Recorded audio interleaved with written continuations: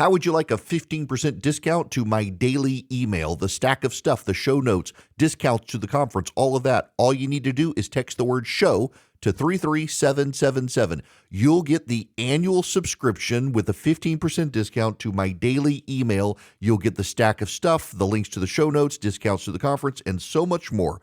All you have to do is text the word show, SHOW, to 33777.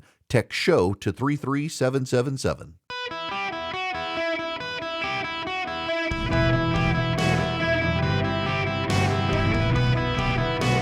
Welcome to the Eric Erickson Show podcast, Hour 3. My fellow Americans, it is Eric Erickson here across the nation. The phone number is 877-973-7425. If you could or would, if you're willing, text the word donate to 33777, and let's help people feed their families for Thanksgiving. You'll be making a donation to Hungry for a Day in their nationwide campaign to help those who need a meal this Thanksgiving. Elise Slotkin, the Michigan senator, has coordinated to put together a montage to members of the military and intelligence community. And I got to say something before I get into this. Y'all, I know that you, because you are informed, you listen to talk radio, you probably are on social media, you care about Jeffrey Epstein. You care about the machinations of Marjorie Taylor Greene. Nobody should care about her, I realize.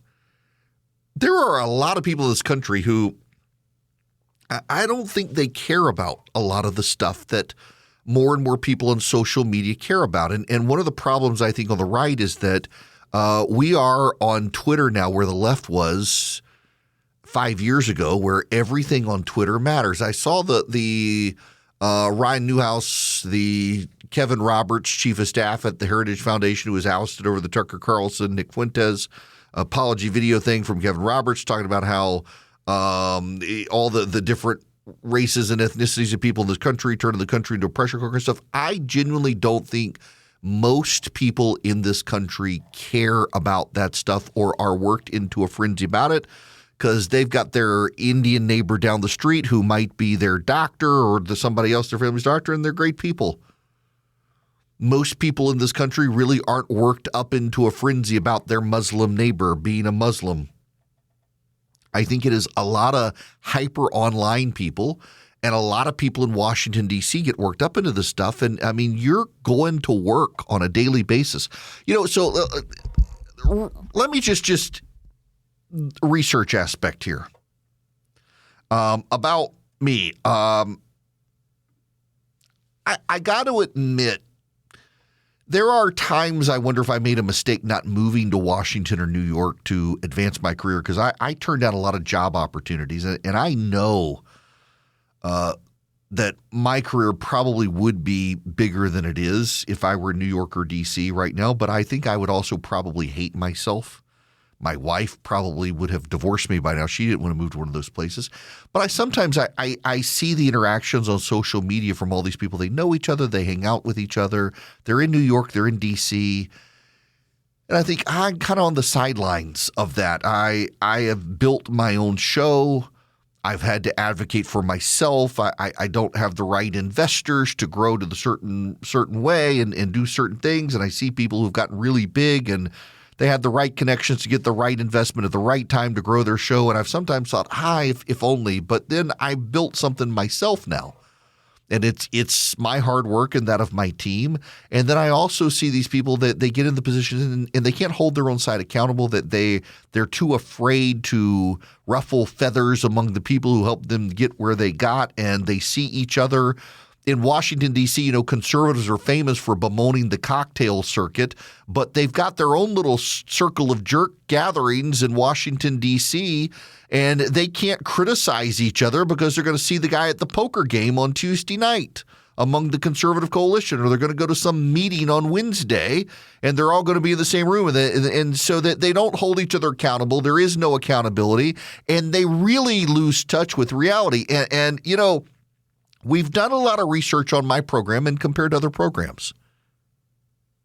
The thing that stands out of the research for my program, in fact, if you're a program director and you want to know why I put my show on as opposed to someone who's really into MAGA and Donald Trump, is the people who listen to this program are not the people who are obsessed with the ins and outs of MAGA and the machinations of Washington, D.C., but they want to get the news, be informed, and then go on about their day. I care so they don't have to. I cover the story so they don't need to pay attention, and they're not obsessed with the nuances of who's rising and falling in MAGA and the latest talking point and what Trump is doing or not doing. I barely even talked about him today, but I've given you the actual news that's out there so that you can live your life. I can tell you what to worry about and give you the information to think for yourself without me thinking for you. And there are a lot of programs out there that are just really in the weeds of MAGA and I got to get this influencer on the program and I got to interview them, or I got to talk about this story because everybody on Twitter is talking about this story, so I must talk about the story, and it's not even a news story. And I think the people who do that, they lose touch with reality, and it happens on the right. It happens on the left. I mean, the post-war liberal consensus. Do you use that phrase? I saw that one again last night by this guy. He's a trans conservative down in Texas, claiming to lead some Christian nationalist something. I don't even really know. I don't keep up with him. But I know people on Twitter who do. He's got influence on Twitter. It's like, who the hell is this guy? Nobody's even heard of him. Uses post-war liberal consensus. If you use post-war liberal consensus in your daily life, you should probably swallow a couple X-Lax and go sit in the bathroom. And it's the same on the left. They get wrapped up into this frenzy of stuff, and they're convinced that Donald Trump is the second coming of Hitler, and my God, we can't fund Hitler, and it's Donald Trump, a man who was a Democratic donor 2 decades ago who they all loved. But now he's on the right and he's kicking their butt, and the only reason he can kick their butt is if you pulled back the comb over, you'd see the 666, except they don't believe in the Antichrist, but they're pretty sure he's it. And they do these. This is the thing that the Democrats do more than the Republicans. They do these stupid montages. My gosh, they're insufferable. Remember the Kamala, the men for Kamala? Hi, I'm a bro, and I want my girlfriend to be able to abort our child, so I'm voting for Kamala. Yeah, I'm a real man, so I'm voting for Kamala Harris, so there'll be tampons in my bathroom for me. I'm a man for Kamala Harris, and I love daisies. Vote for Kamala. They do it's the stupidest videos. Remember the one of all the Hillary Clinton one in 2016 with the This Is Our Fight song, and they're all singing that insipid little stupid fight song for Hillary Clinton, and they lost and they were miserable. They're at it again with another montage. Who puts these things together? At least the right doesn't. We do a lot of stupid stuff on the right these days. Post-war liberal consensus. But at least we don't do these stupid little montages. These are members of Congress trying to convince members of the American military and intelligence community to commit treason. I'm Senator Alyssa Slotkin. Senator Mark Kelly. Representative Chris DeLuzio. Congresswoman Maggie Goodlander. Representative Chrissy Houlihan. Congressman Jason Crow. I was a captain in the United States Navy. Former CIA officer. Former Navy. Former paratrooper and Army Ranger. Former intelligence officer. Former Air Force. We want to speak directly to members of the military and the intelligence community who take risks each day to keep Americans safe. We know you are under enormous stress and pressure right now. Americans trust their military. But that trust is at risk. This administration is pitting our uniformed military and intelligence community professionals against American citizens. Like us, you all swore an oath to protect and defend this Constitution. Right now, the threats to our Constitution aren't just coming from abroad, but from right here at home. Our laws are clear. You can refuse illegal orders. You can refuse illegal orders. You must refuse illegal orders. No one has to carry out orders that violate the law or our Constitution. We know this is hard and that it's a difficult time to be a public servant. But whether you're serving in the CIA, the Army, or Navy, the Air Force, your vigilance is critical. And know that we have your back. because now, more than ever, The American people need you. We need you to stand up for our laws. our Constitution and who we are as Americans. Don't give up. don't give up. Don't give up. Don't give up the ship. Don't give up the ship. The ship they're talking about is the drug lord ships they're blowing up in the Caribbean. They don't want the narco trafficker ships to be blown up. Don't give up the ship. Yep, you guys don't launch another missile at a narco terrorist who's killing the kids in your community. Don't you do that. We want you to stand with the narco terrorists. Yeah, that's the ship they're talking about. I guarantee you. Don't give up the ship. What Using ship? that term The narco terrorists. The narco terrorists. That's the ship. We want to speak directly to members of the intelligence and military community. The American people need you to stand up for our laws and our Constitution. Don't give up the ship. Launch a coup today, sponsored by the Democratic National Committee, where treason is our pastime. This is so stupid. They take themselves so seriously. I'm Mark Kelly. I was in the military. I know you've got pressure. But you can't ignore an illegal order, and you must ignore an illegal order. And don't give up the ship, and don't give up. Better times are coming.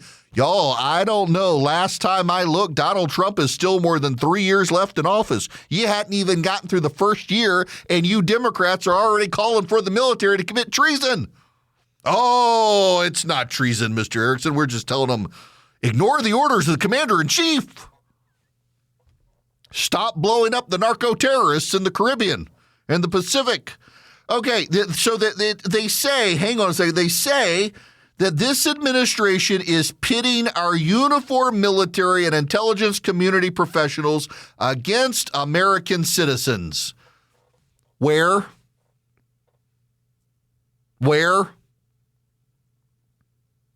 Oh, Portland? You mean they're protecting federal buildings?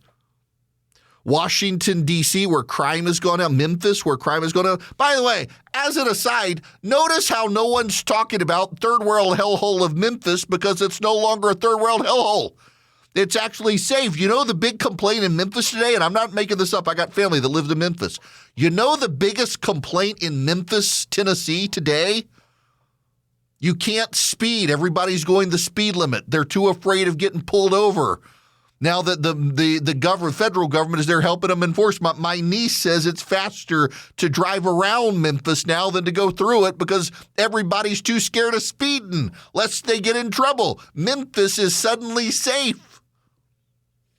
The only thing being murdered in Memphis anymore are the ribs on Beale Street. Washington, D.C., safe. Is that what they mean? That we, members of the military, we don't want you to stand between other American citizens and the muggers and carjackers, nor do we want you to stop the narco terrorists killing the kids in our districts. We want the narco terrorists to win, and we want the gangbangers and illegal aliens to be safe. That's what the Democrats are actually saying in their stupid montage. And you know the Democrats are eating it up. There's going to be a fundraising appeal this afternoon. You know it. I, Mark Kelly, and I stood up to Donald Trump. I did a video montage. I'm Elise Slotkin. I did a video montage because I care.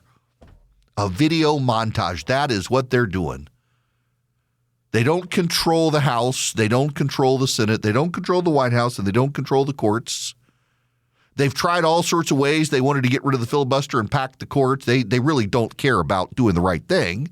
They care about their own power, and they don't have it right now. And it really is a damning indictment on the Democratic Party of the United States of America that when they don't have power, they feel powerful doing a video montage.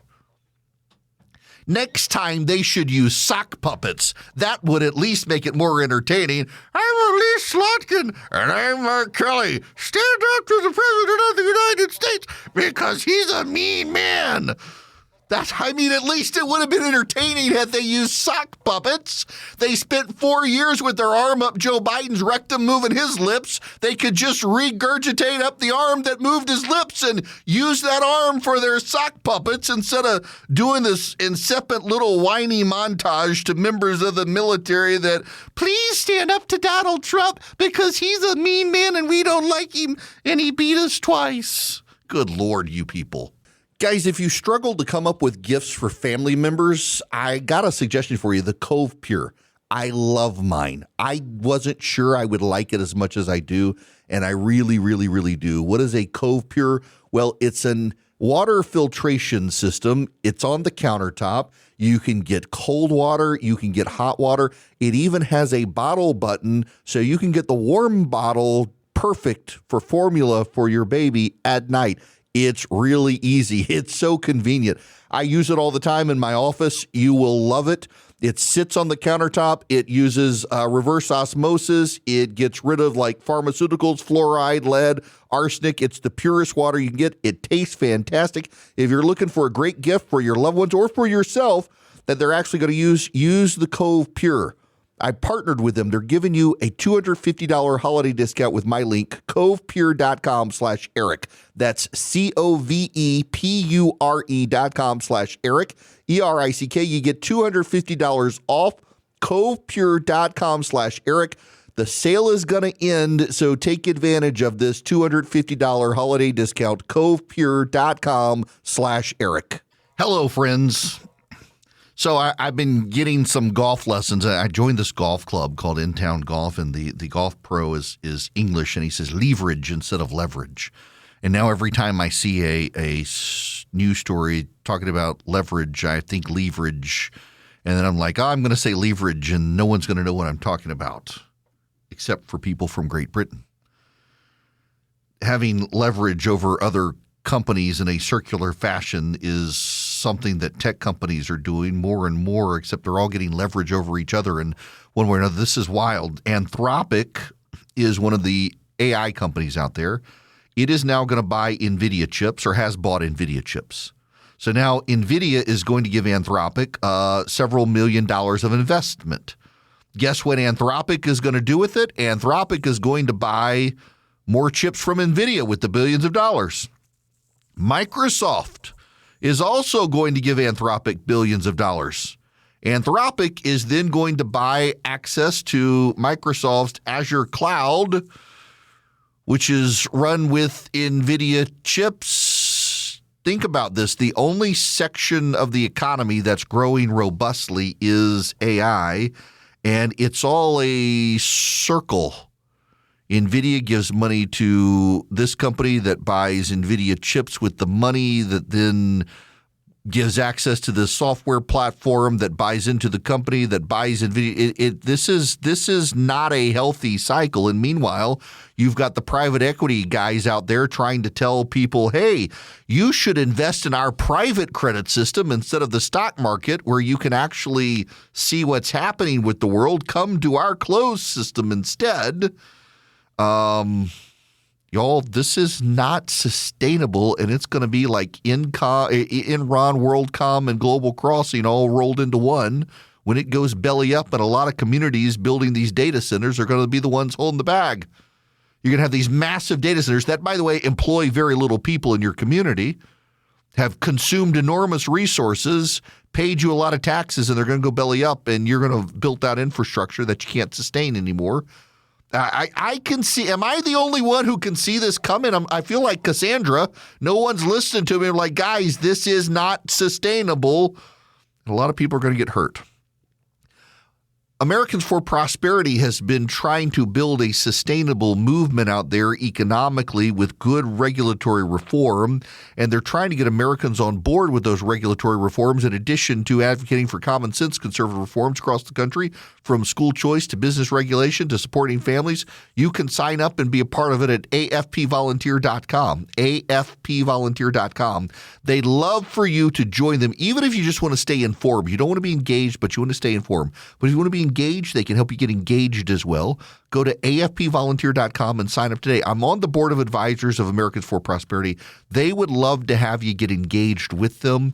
They're super people. They advocate common sense conservative reforms for families and small businesses, and you can sign up with them at afpvolunteer.com. They've got chapters in every state, afpvolunteer.com.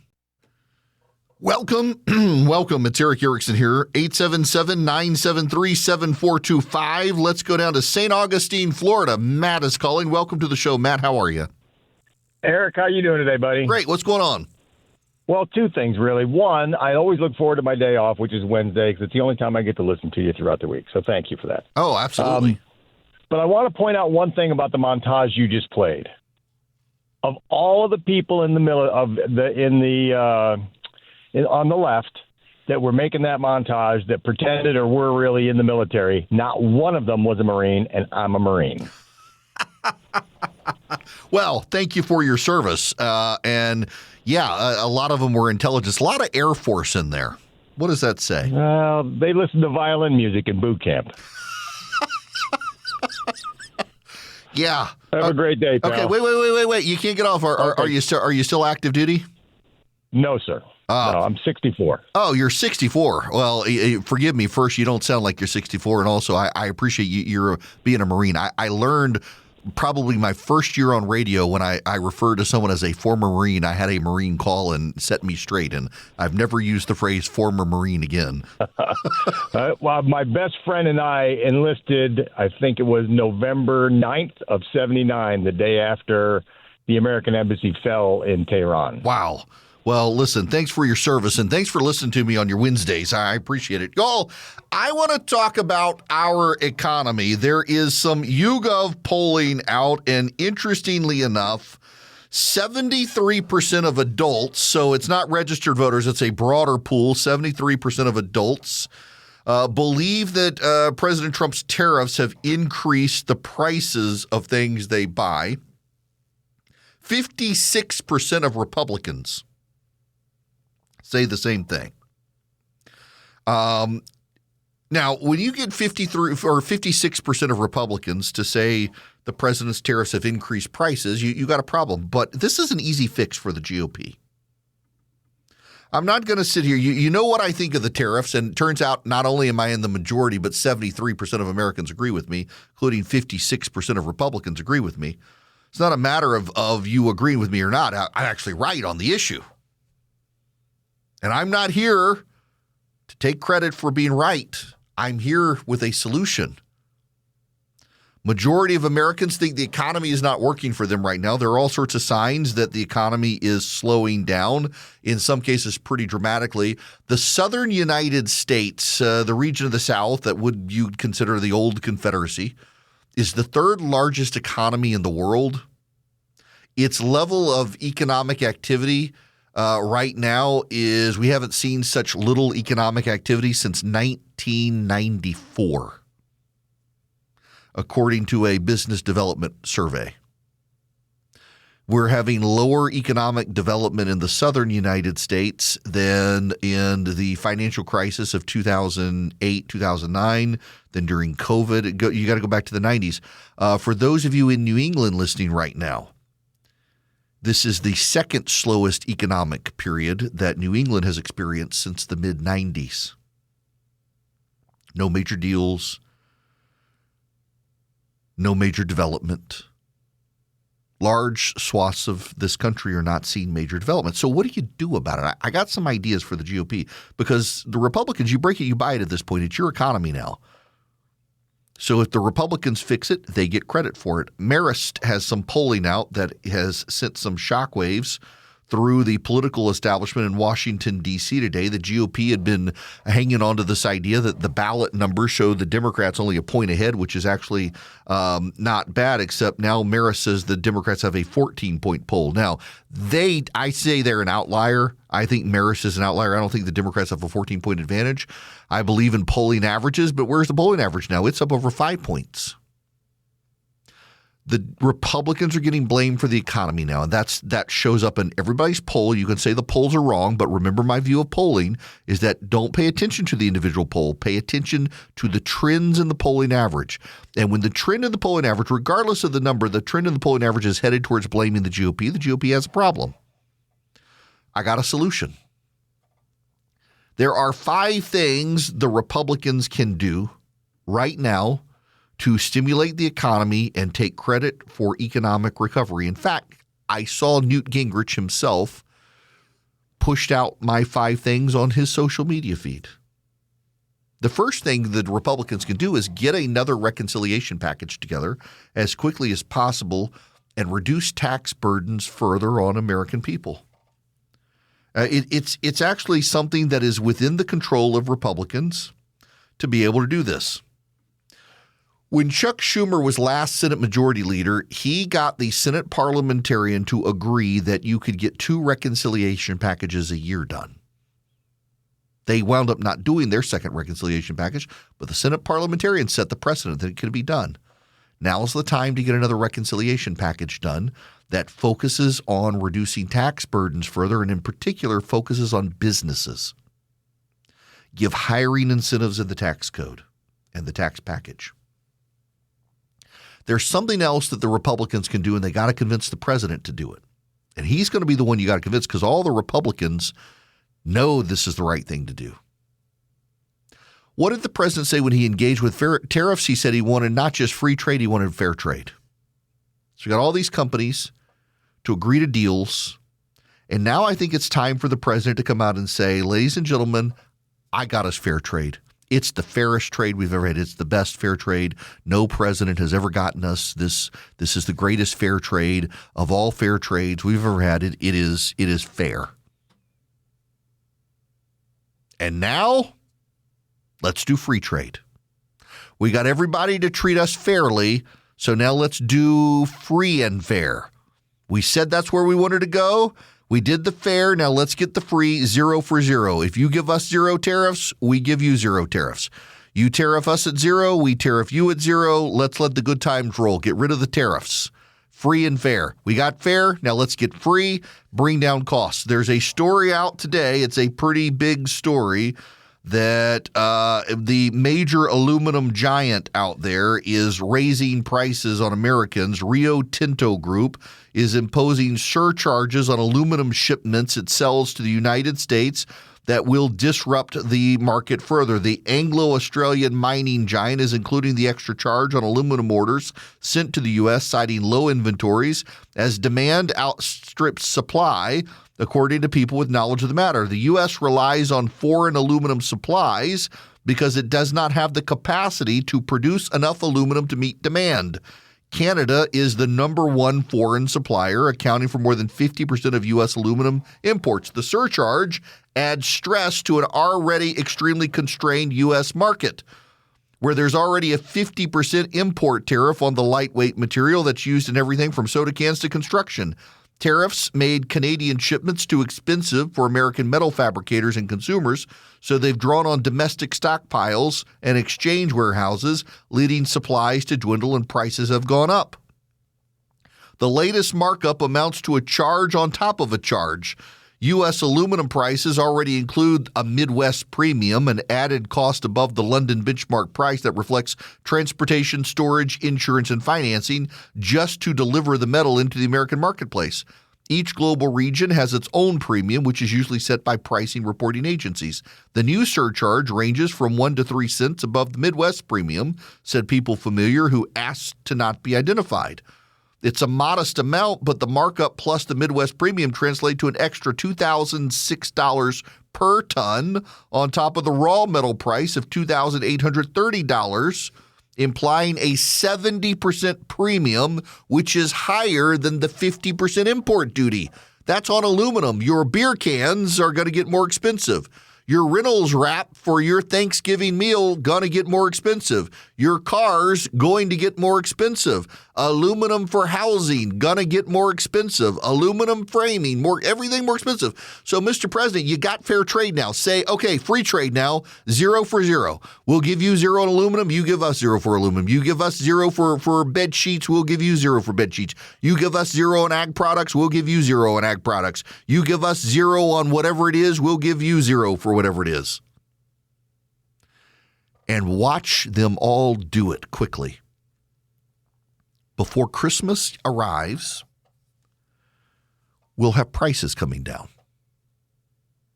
In time for the new year, prices will come down.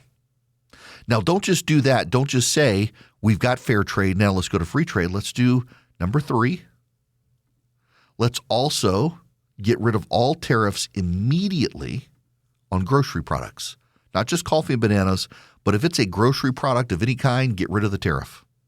Get rid of the tariff on meats, get rid of the tariffs on fruits, get rid of the tariffs on vegetables, get rid of the tariffs on canned goods, get rid of the tariffs on any product that gets in a grocery store. Do it ASAP.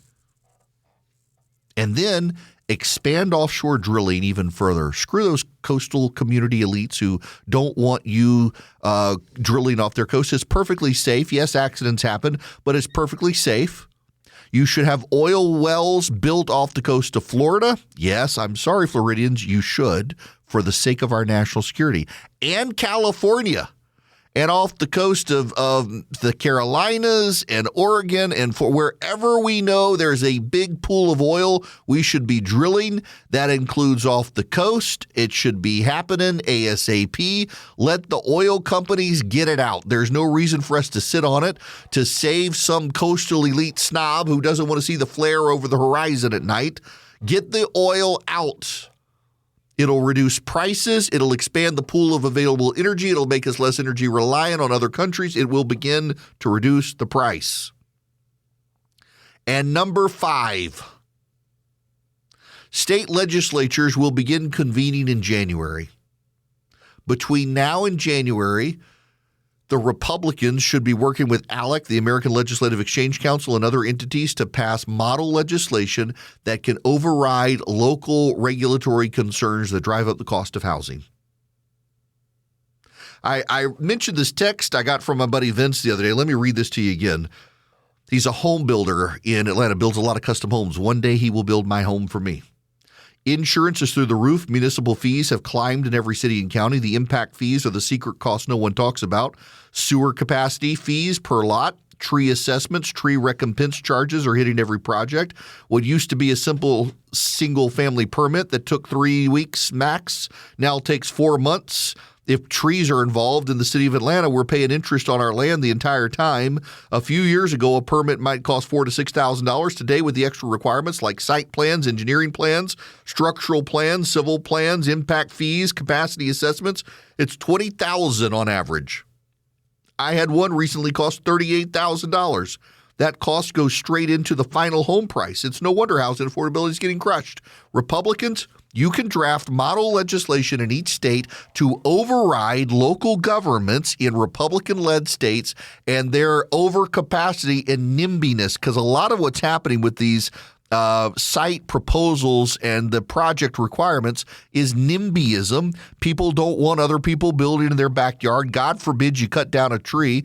I mean, requires just as simple, we're going to replant the same sort of tree. Forget all the regulators having to come out and inspect the property. Get rid of all of that sort of stuff that has come in the last 10 years and driven up the cost of building a house.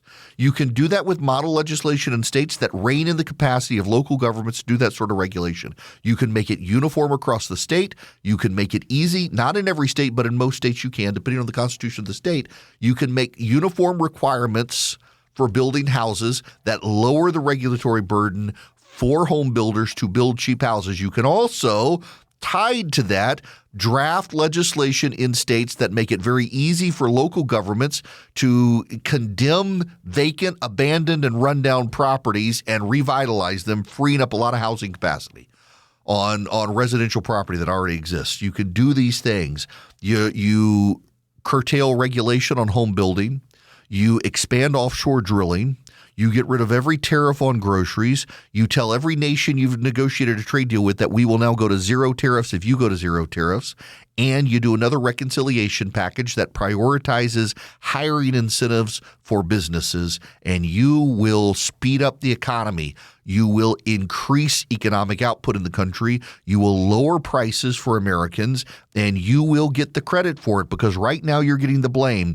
When American voters give you blame for an economic project, they then give you credit if you turn it around. And right now, Republicans need to turn around the economy or they're going to get blamed in the midterms next year.